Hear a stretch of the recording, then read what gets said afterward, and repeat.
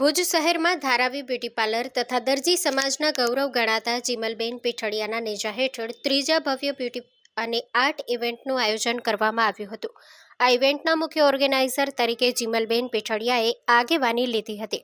આ ઇવેન્ટમાં મહેંદી, bridal makeup, nail art સહિતના વિવિધ કોમ્પિટિશનમાં અંદાજે 100 જેટલી દીકરીઓએ ઉત્સાહભેર ભાગ લીધો હતો. તમામ સ્પર્ધામાં ભાગ લેનાર દીકરીઓને ગુજરાતી સેલિબ્રિટી મમતા સોનીના હસ્તે ટ્રોફી આપી સન્માનિત કરવામાં આવી હતી, જેને લઈ ઉપસ્થિતોમાં વિશેષ ઉત્સાહ જોવા મળ્યો હતો. ઇવેન્ટ દરમિયાન સ્કિનકેર વિષયક વિશેષ સેમિનારનું પણ આયોજન કરવામાં આવ્યું હતું, જેમાં મોનિકા બ્યુટી પાર્લરની સ્કિન આર્ટિસ્ટ મોનિકા ગોર દ્વારા લાઈવ સેમિનાર આપવામાં આવ્યું હતું.